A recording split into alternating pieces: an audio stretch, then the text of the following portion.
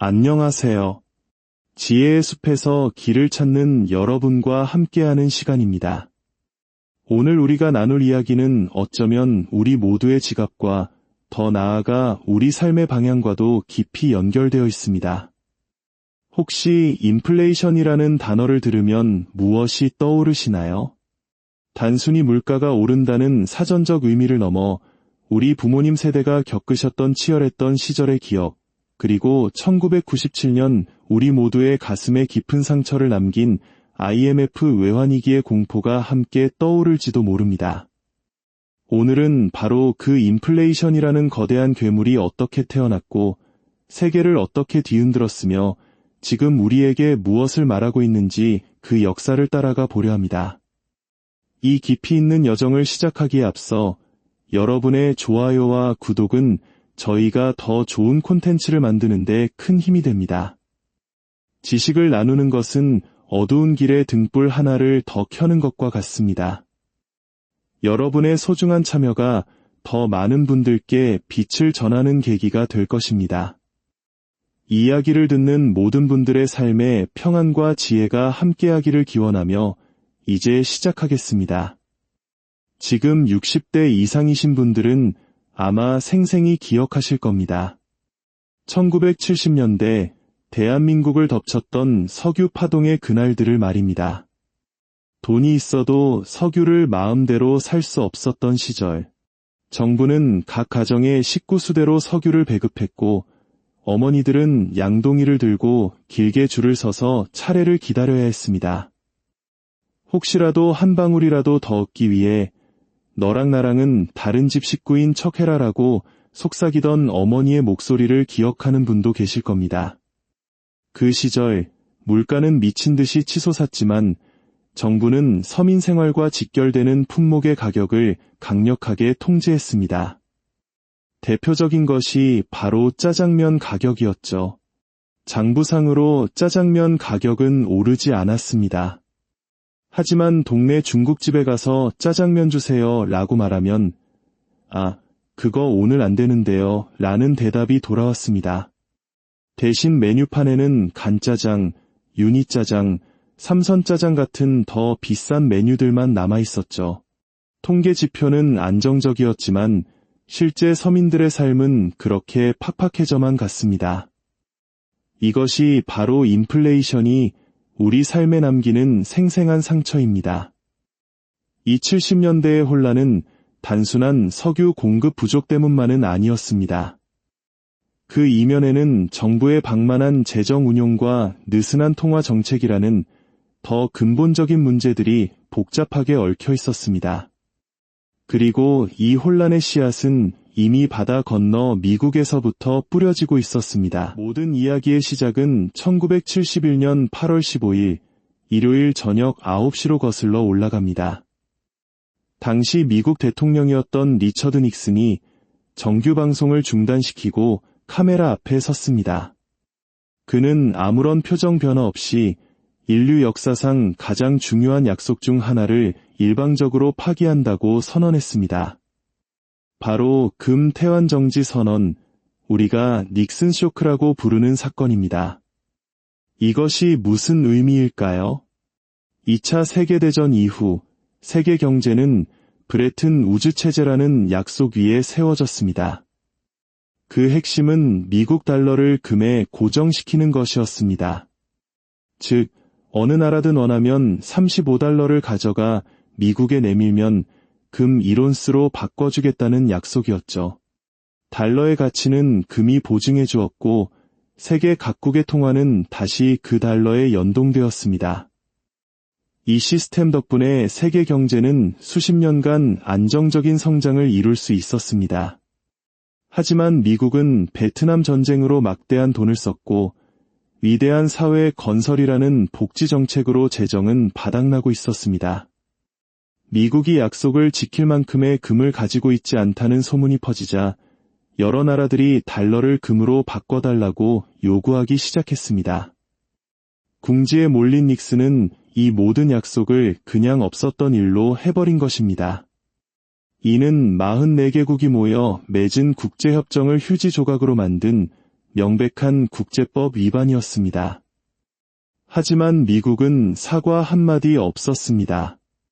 나는 내 갈 길을 갈 테니 너희는 알아서 따라와라는 식의 오만한 태도였죠.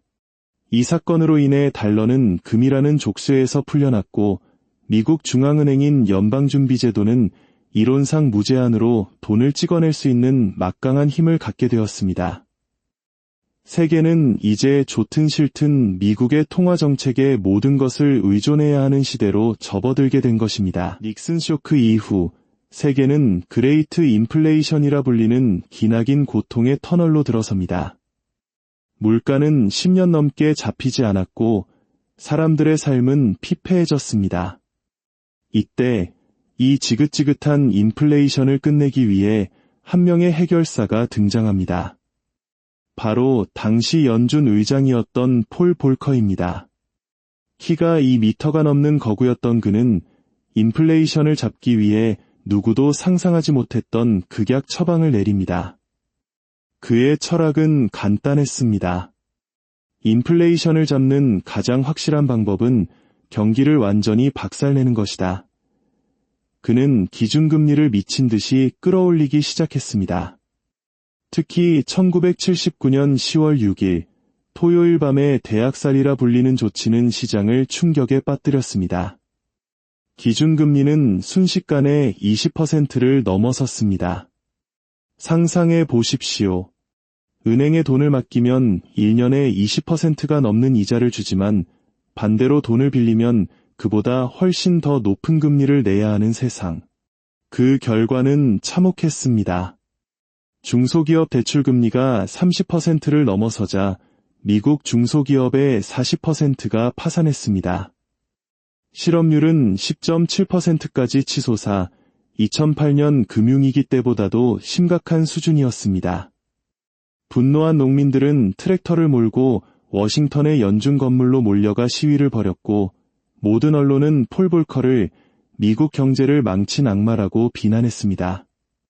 하지만 그는 눈 하나 깜짝하지 않았습니다.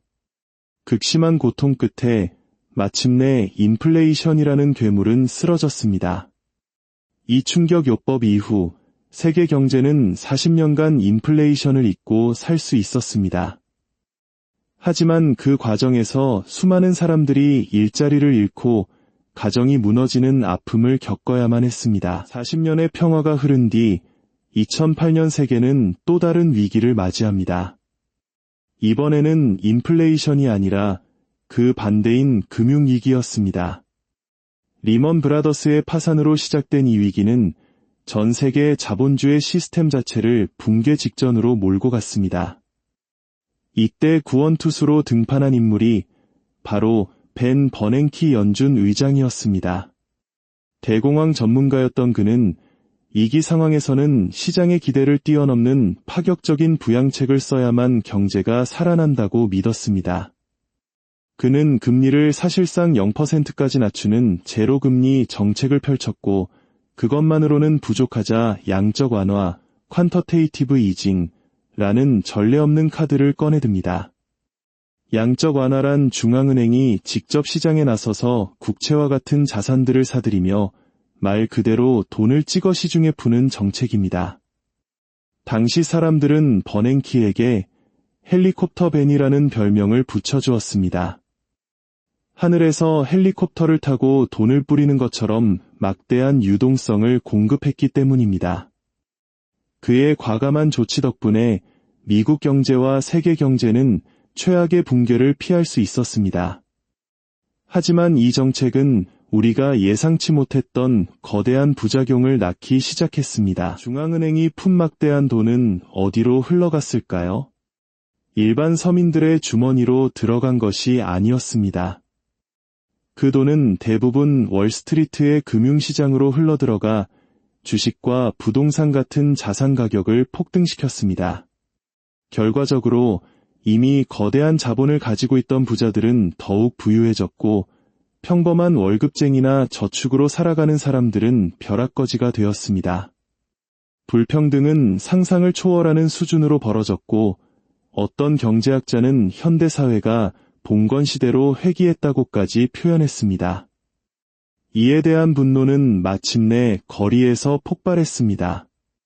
2011년 월스트리트를 점령하라, 아큐파이 올스트리트는 구호와 함께 수많은 젊은이와 시민들이 뉴욕 주코티 공원에 모였습니다.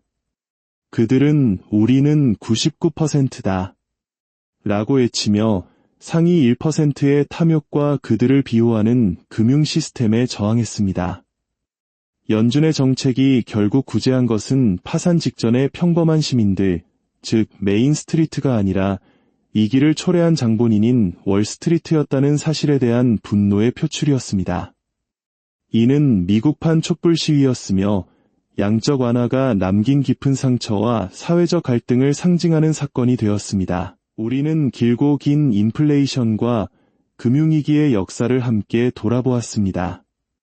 70년대 석유 파동부터 닉슨 쇼크, 폴 볼커의 충격요법, 그리고 벤 버냉키의 양적 완화까지 이 모든 거대한 사건들의 중심에는 언제나 인간의 통제되지 않는 탐욕이 자리하고 있었습니다. 네덜란드를 휩쓸었던 튤립버블, 영국을 뒤흔든 남의 회사버블, 프랑스의 미시시피 버블 등 역사는 끝없이 반복해서 우리에게 경고합니다. 너무 지나친 것은 언제나 위험하다고 말입니다. 미국이 더 많은 소비를 위해 달러를 마구 풀다가 닉슨 쇼크를 맞았고 과도한 부동산 투기는 글로벌 금융위기를 불러왔습니다. 우리 역시 기업들의 과잉 중복 투자가 IMF 외환위기의 한 원인이 되었던 아픈 기억을 가지고 있습니다. 지금 우리는 40년 만에 다시 깨어난 인플레이션의 시대에 살고 있습니다. 달러 체제가 영원할 것이라는 믿음, 혹은 위안화가 그 자리를 대체할 것이라는 섣부른 예측보다는 다양한 미래의 가능성을 열어두고 변화의 흐름을 기민하게 읽어내는 지혜가 필요합니다. 그리고 가장 중요한 것은 우리 마음속에 있는 통제되지 않는 욕망을 다스리는 것입니다. 외부의 경제 상황만큼이나 우리 내면의 중심을 잡는 것이 중요한 시기입니다. 이 이야기가 여러분이 복잡한 세상을 헤쳐나가는데 작은 등불이 되기를 바랍니다.